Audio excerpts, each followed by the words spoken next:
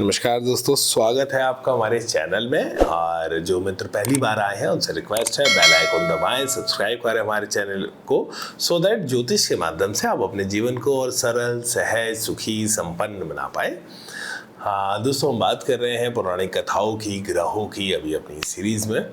तो चंद्रमा जो मन के कारक हैं उनको एक और कथा में बताया गया है, पौराणिक कथा में, कि दक्ष प्रजापति की 27 पुत्रियां थीं, जिनके 27 नक्षत्रों के नाम हमने बताए गए हैं कि 27 नक्षत्रों को जो दिखाती हैं। तो 27 पुत्रियां थीं और वो उनके लिए एक ही बहुत सुकुमार चाहते थे। उन्होंने उस सुकुमार से उनकी शादी करी तो चंद्रमा उनको बहुत अच्छा वर लगा और चंद्रमा का इंटरेस्ट था एक साथ 27 बीवियाँ मिल जाएंगी। तो चंचल मन है, चाहता है, बहुत मन के कारक है। तो उनका विवाह हुआ 27 पुत्रियों से और ये तय हुआ था एक एक दिन वो सबके पास रहेंगे और सबके साथ बराबर व्यवहार करेंगे। तो परंतु जो चंद्रमा है उनका अधिक प्रेम रोहिणी से था। तो वो अपनी एक ही पत्नी रोहिणी से अधिक समय बिताते थे, उनके साथ अधिक प्रेम करते थे, अधिक बात करते थे, सबसे ज़्यादा पसंद रोहिणी को करते थे। तो बाकी जो 26 जो उनकी पत्नियां थीं उनको बड़ा बुरा लगा कि ये भेदभाव हो रहा है, पक्षपात हो रहा है। और वो अपने पिता राजा दक्ष प्रजापति के पास गई। उन्होंने उनसे शिकायत करी कि हम 26 को प्रेम नहीं मिल रहा, अकेली रोहिणी को ही मिलता है वो। तो राजा दक्ष प्रजापति बहुत कुपित हुए और उन्होंने श्राप दिया। देखिए, दो कथाएं हैं चंद्रमा को श्राप की, ठीक ना। और एक कथा है कि राजा दक्ष प्रजापति ने श्राप दिया कि आप गल जाएंगे और आपको कोढ़ होगा और आप गल जाएंगे पारे की तरह।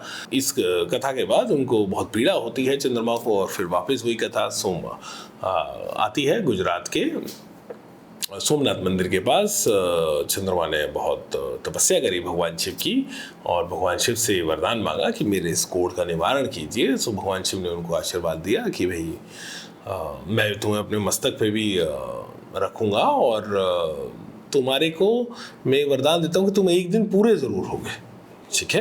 तो जैसे तुम गले हुए हो, गल रहे हो, धीरे धीरे छोटे होते जा रहे हो, लेकिन वो जैसे ही तुम शून्य पे आओगे वापस बड़े हो जाओगे। तो वही पूर्णिमा से अमावस्या का जो सफ़र है 15 दिन का, वो हमें बताता है कृष्ण पक्ष और शुक्ल पक्ष का। और इस कथा में देखिए, इसका मतलब क्या है, कथा के माध्यम से ऋषि बता रहे हैं कि रोहिणी नक्षत्र सबसे प्रिय है चंद्रमा को। और रोहिणी नक्षत्र आता है हमारी दूसरी राशि वृषभ राशि में, जहाँ चंद्रमा उच्च का होता है। उच्च का मतलब सबसे ताकतवर होता है, सबसे कंफर्टेबल होता है, सबसे अच्छे फल देने की क्षमता रखता है किसी कुंडली में। और बहुत ईज एंड कंफर्ट में वो रोहिणी नक्षत्र में रहता है, यानी वृषभ राशि में। तो इसमें आप दो चीज़ देखेंगे। एक वृषभ राशि में उच्च का होता है क्योंकि वहाँ उसका सर्वश्रेष्ठ सर्वप्रिय रोहिणी नक्षत्र है।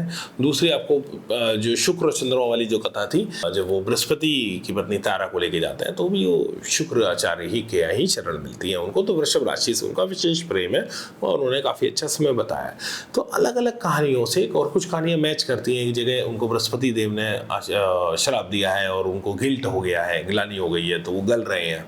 इस कथा में राजा दक्ष प्रजापति ने उनको दिया है। और बाद में कथा ये कहती है कि उसके बाद से 27 जो उनकी पुत्रियां थीं उनको 27 नक्षत्रों में उनको बिठाया जाता है और वो हर नक्षत्र में एक एक दिन रहते हैं और सबको बराबर प्रेम करना शुरू करते हैं। तो कथाओं के माध्यम से पता चलता है क्यों उच्च का होता है, या उच्च का उस राशि में उच्च का होता है। रोहिणी नक्षत्र सर्वश्रेष्ठ फल देगा, वृषभ राशि में सर्वश्रेष्ठ फल देगा, ये बताया जा रहा है। और ये बताया जा रहा है कि मन का कारक है, मन मांगे मोर। ये जो मन मांगे मोर, ये साफ इस कहानी में दिखता है। उनको सब कुछ चाहिए। एक तरफ ये भी दिखता है, तो इसी वजह से 27 स्त्रियों से एक साथ शादी करी। दूसरी तरफ ये भी दिखता है कि मन कभी भी कंपल्सिव हो सकता है कि एक ही जगह अटक जाए। उसको पता है सही गलत क्या है, परंतु सही गलत का विचार छोड़ के वो तो अपनी कंपल्शन को फॉलो करता है। उसे पता है कि क्या गलत है, लेकिन क्या सही है वो छोड़ दिया, गलत है लेकिन क्योंकि मुझे भार आए, मेरे मन को भार आए तो मैं कर रहा हूँ। तो कंपल्शन भी दिखाता है।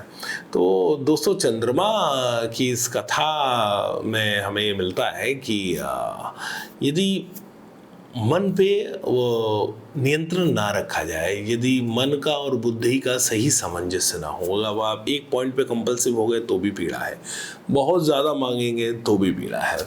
तो मन को और भी कई कथाओं से समझेंगे, चंद्रमा को समझेंगे भिन्न भिन्न कथाओं से, और कई इसमें संकेत हैं, इसमें किस तरह से किसी ग्रह को समझा जाए।